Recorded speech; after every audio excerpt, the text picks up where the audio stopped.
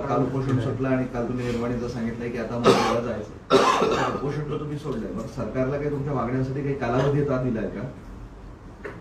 नाही, कालावधी द्यायचा काही संबंधच नाही. काल ज्यावेळेस उपोषण स्थगित करण्यात आलं त्यावेळेस मुख्यमंत्री फडणवीस साहेबांनी सुद्धा दिल्लीवरून सांगितलं आहे, दिल्लीत होते वाटतं ते, त्यांनी सांगितलं की आम्ही सगळ्या मान्य मागण्या करणार आहोत आणि कायदेशीर ज्या काय आहेत त्या पण करणार आहेत. मग आता गॅजेट तीनही, हैदराबादचं गॅजेट हे कायदेशीर आहे, सातारा संस्थांचं, बॉम्बे गव्हर्नमेंटचं आणि औंध संस्थांचे पुरावे हे तर कायदेशीर. राहिलं याबरोबर कायदेशीरला दुसरी बाजू आणखी आहे, सगळी सोयरी अंमलबजावणी ही कायदेशीर. त्याचं मूळ कारण की 2012च्या कायद्यात दुरुस्ती करून सगळे सोयरे हे सगळ्या प्रवर्गासाठी सगळे सोयरेची अधिसूचना काढलेली. मागासवर्ग, विशेष मागासवर्ग, इतर मागासवर्ग जे जे त्याच्यामध्ये ओबीसी आरक्षणात येते त्यांच्यासाठी ही मी नाही काढलेली, तर एका राज्याच्या प्रमुखानं, मुख्यमंत्री फडणवीस शिंदे साहेबांनं ती कायद्याच्या प्रमुख पदावर बसलेलं असताना काढलेली. त्यामुळे ती पण कायदेशीरच. ती जर कायदेशीर नसती, जे काल फडणवीस साहेब बोलले त्याच्यावरतीच बोलतो आहे, ती जर कायदेशीर नसती तर तुम्ही त्याच्यावरती हरकती मागितल्या नसत्या, इतका खटाटोप वर्षभर केला नसता. काल 26 जानेवारीला 1 वर्ष पूर्ण झालं अधिसूचना काढू, त्यामुळे तीही कायदेशीर आहे, तीही लागू व्हावी, गरिबाचं कल्याण व्हावं.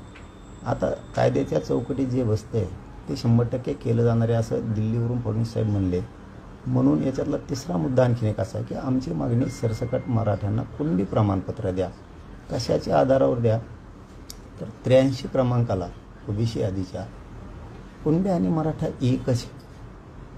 इतकं प्रकाश आहे, इतकं स्वच्छ असताना मग कायद्याची चौकट याच्यापेक्षा मोठी काय पाहिजे. जसं की अगोदर थोड्या 67ला थोड्या जाती होत्या, काही परत 90ला आल्या, 94ला आल्या, अशा थोड्या थोड्या ज्या वाढत गेल्या आणि आत्ता 2023ला आणखीन 15-16 जाती त्याच्यात घालण्यात आल्या. आत्ता मग त्या जशात पोटजाती, उपजाती त्यांचा व्यवसाय एक आहे म्हणून घातल्या किंवा ते मागास सिद्ध झालेले म्हणून घातल्या असा अर्थ धरूयात आपण. तर मग मराठा 83 क्रमांकाला मराठा आणि कुणबी एक आहे. मग कुणबी मराठ्यांची पोटजात आहे, मग राहिलेले मराठे ही उपजात पोटजात म्हणून का घातली नाही. तुम्ही जर मागाससिद्ध या विषयावर बोलत असाल तर मराठासुद्धा 3 वेळेस मागाससिद्ध झालेला आयोगाकडून. मग हे सुद्धा कायद्याच्या चौकटीत आहे. पोटजात उपजात म्हणून जाती आणि मराठ्यांचा व्यवसाय शेती आहे. सरसकट मराठ्यांना कुणबी प्रमाणपत्र देणं हे कायद्याच्या चौकटीत बसतंय. ते कायद्यानं बरोबर आहे, त्याला चॅलेंज होत नाही, त्याची काळजी सरकारने करू नये. कारण शेतकरी वर्ग हा मराठा समाज आहे, म्हणजे कुणबी, अडाणी शब्द कुणबी, सुधारित शब्द शेती. शेती प्रमाणपत्र घ्यायला आम्हाला कसली लाज नाही. या पृथ्वीतलावर राहणारा प्रत्येक माणूस शेतीवरतीच राहतो, शेतीच कसतो, उपजीविका भागवतो आणि देशाला अन्नधान्याचा पुरवठा करतो. त्याच्यामुळे शेती प्रमाणपत्र घेण्याची लाज नाही, कारण क्षेत्रीय मराठी पण आम्हीच आहेत आणि शेती कसणारे पण आम्हीच आहेत. त्यामुळे फडणवीस साहेबांनी जे काल सांगितलं आहे त्यावर त्यांनी खरं भरावं आणि आता मात्र आमचा अंत पाहू नये. आणि शेवटचं आता एक याच्यातलं की ज्या काल 5-7 मागण्या त्यांनी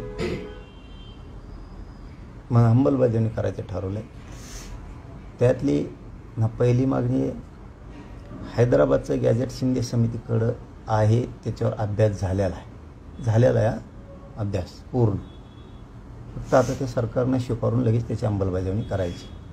सातारा संस्थांचं, बॉम्बे गव्हर्नमेंटचं गॅजेट आणि औंध संस्थांचं सुद्धा पाहिजे, जेणेकरून पश्चिम महाराष्ट्र, काही खानदेश आणि विदर्भ हे राहिलेले सगळे लोक त्या आरक्षणात येतील. म्हणून ते घेणं, त्यांनी अंमलबजावणी करणं अत्यंत गरजेचं आहे. त्यांनी सांगितलेलं आम्ही ते आता तातडीनं करतो आहे म्हणून. म्हणजे कालच्या मागण्याबद्दलचा विषय चालला आहे आपला आता. दुसरा की माननीय शिंदेसाहेब, न्यायमूर्ती शिंदेसाहेबांची समिती जी गठीत केली होती, ती शिंदे समिती गठीत केली होती, ती बरखास्त करण्यात आली होती अशी माहिती मिळाली आम्हाला. आणि जे मंत्रालयाच्या मजल्यावरती ऑफिस होतं तेही बंद करण्यात आलं, ही माहिती आम्हाला खात्रीलायक मिळाली होती आणि ती खरी आहे. मग एवढा अन्याय होत असताना मराठा समाजावरती, ज्या मराठा समाजासाठी कायद्याच्या चौकटीत राहून फडणवीस साहेब म्हणतात तसं ती बरखास्त करण्याची नामुष्की तुम्ही का ओढली तुमच्यावरती आणि एवढा आमच्यावरती अन्याय का? म्हणून ती आता शिंदे समितीला 1 वर्षाची मुदतवाढ द्यायचं त्यांनी कबूल केलं आहे. तिला मनुष्यबळ द्यायचं कबूल केलं आहे. मोडी लिपीचे अभ्यासक, फारसीचे, उर्दूचे अभ्यासक द्यायचंही कबूल केलं आहे जास्तीचे. सगळ्या तालुका जिल्हा स्तरावरती कक्ष स्थापन करायचं ठरवलं की नोंद निघाली की कुणबी प्रमाणपत्र ताबडतोब द्यायचं म्हणून. आणि महाराष्ट्र राज्यासाठी 24 तास माननीय न्यायमूर्ती शिंदेसाहेबांची समिती काम करणार. जर कुठल्या अधिकाऱ्याने हायगाई केली तर त्यालाही बडतर्फ करण्यात येईल. नोंदी सापडलेला असं प्रमाणपत्र देण्याबद्दल, व्हॅलिडिटीबद्दल हे विषय झाला. आणि त्यांनीच तिसरा मुद्दा की त्यांनीच आम्हाला सांगितलं होतं की सरसकट केशी घेण्यात येणार आहेत मागं राज्यातल्या. त्या आता प्रक्रिया लगेच सुरू होणं गरजेचं आहे. आमचा संयम बघूही नाही. मराठा आरक्षणासाठी बलिदान दिलेल्या पोरांना 10 लाख रुपये आणि सरकारी नोकरी. कारण तिथं मात्र एक कोणाच्या तरी लेकराचा जीव गेला, कोणाची तरी मुलगी या दुनियात नाही आहे. त्यांच्या भावनेशी किंवा त्यांच्या बलिदानाशी मुख्यमंत्री फडणवीस साहेबांना खेळू नये ही आमची त्यांच्याकडं विशेष मागणी. आणि ती त्यांनी ते तातडीनं करावं. म्हणजे काहींना वाटत असेल काय झालं आणि काय नाही झालं. शिंदे समिती सुरू होणं आणि तिने नोंदी शोधणं म्हणजे मराठा समाजाला नवीन संजीवनी मिळाल्यासारखा तो विषय आहे.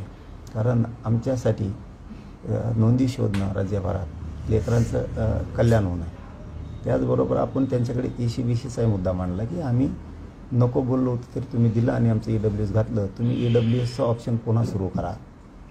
आणि जे ECBC 10% पोरांचे ॲडमिशनं झाली आहेत, भरत्या झाल्यात, त्यावेळेस तुम्ही ते आता 100% कॉलेज फीस मागायला ते तातडीनं आदेश करून त्या फीस मागायचा बंद झाल्या पाहिजेत.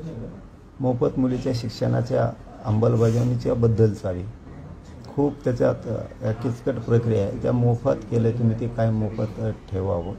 आणि शेवटचं EWSमधून ज्या पोरांनी कोणाच्या भरत्या झालेल्या आहेत, कोणी ॲडमिशनं घेतलेले, तर त्यांना ते त्यावेळेस ॲक्सेप्ट केलेलं असल्यामुळं त्यांचा कोणाचाही फॉर्म असेल, कोणी